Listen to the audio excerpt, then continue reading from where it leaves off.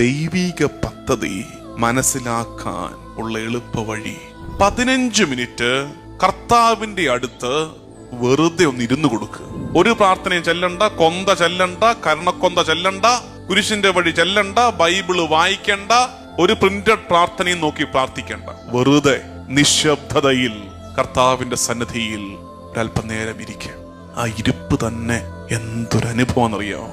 ആ ഇരിപ്പിൽ കർത്താവ് നമ്മളോട് സംസാരിക്കും. പണ്ട് സൺഡേ സ്കൂളിൽ എന്താണ് പ്രാർത്ഥന എന്ന് പഠിച്ചതാ.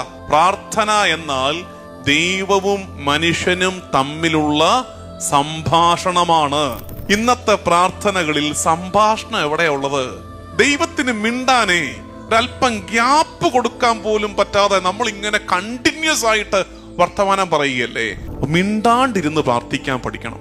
ബഹളങ്ങളില്ലാതെ, ആരവങ്ങളില്ലാതെ, ഒച്ചപ്പാടുകളില്ലാതെ കർത്താവിന്റെ സന്നിധിയിൽ വെറുതെ ഒന്നിരിക്കുന്ന കുറച്ചു നേരം ഉണ്ടാകണം. ആ നേരത്ത് കർത്താവ് കാതോരത്ത് പറഞ്ഞു തരും എന്താ ഇതിന്റെ രഹസ്യമെന്ന്.